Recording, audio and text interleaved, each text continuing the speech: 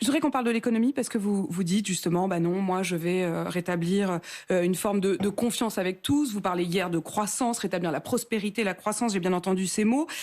Sauf qu'il y a aussi de nombreux chefs d'entreprise qui appellent à faire barrage contre vous. Ils disent que le rayonnement, je vous parle du MEDEF, je vous parle de la une des Échos hier, quotidien de référence du monde économique.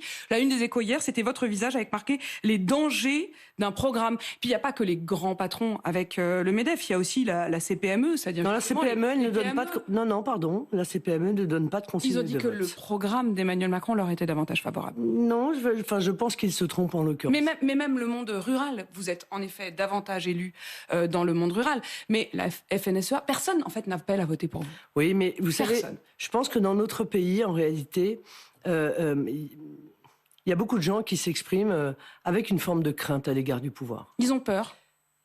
Je pense qu'ils se disent qu'ils pourraient éventuellement, s'ils prenaient une position inverse, se le voir reprocher, oui. Avoir des représailles?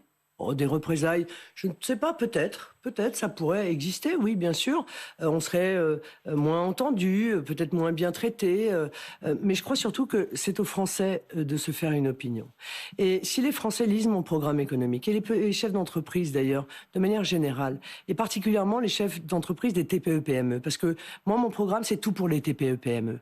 Eh bien, un chef d'entreprise de TPE-PME, il ne peut pas considérer que mon projet est contraire à ses intérêts. C'est impossible parce que tout est fait pour eux. Que ce soit la politique localiste que je veux remettre en œuvre, que ce soit le patriotisme économique qui fait que les entreprises françaises seront avantagées évidemment dans les marchés publics, que ce soit les mesures fiscales qui visent à supprimer la contribution, la CFE, la contribution foncière des entreprises.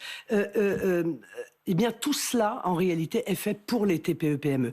Donc, je pense qu'il y a encore une fois une forme de révérence à l'égard du pouvoir, peut-être de crainte par rapport au pouvoir qui est en situation. Mais le fait qu'ils n'appellent pas, qu'ils ne donnent pas de consigne de vote, je pense que c'est aussi, à mon avis, un élément. En fait, vous dites que ceux qui n'appellent pas à des consignes de vote, ceux qui ne n'appellent pas sciemment à voter pour Macron, en réalité, c'est une manière de dire qu'il faut voter pour vous? En fait, parce qu'ils osent pas aller plus loin, ils osent pas le dire. Mais vous savez, tous ces syndicats, ces associations... Enfin, ça veut dire que vous faites encore peur, pardon, mais vous dites tout le temps, je fais plus peur, ou je sais plus à qui, visiblement à eux, en tout cas, vous faites peur. Je ne sais pas si c'est moi qui leur fais peur.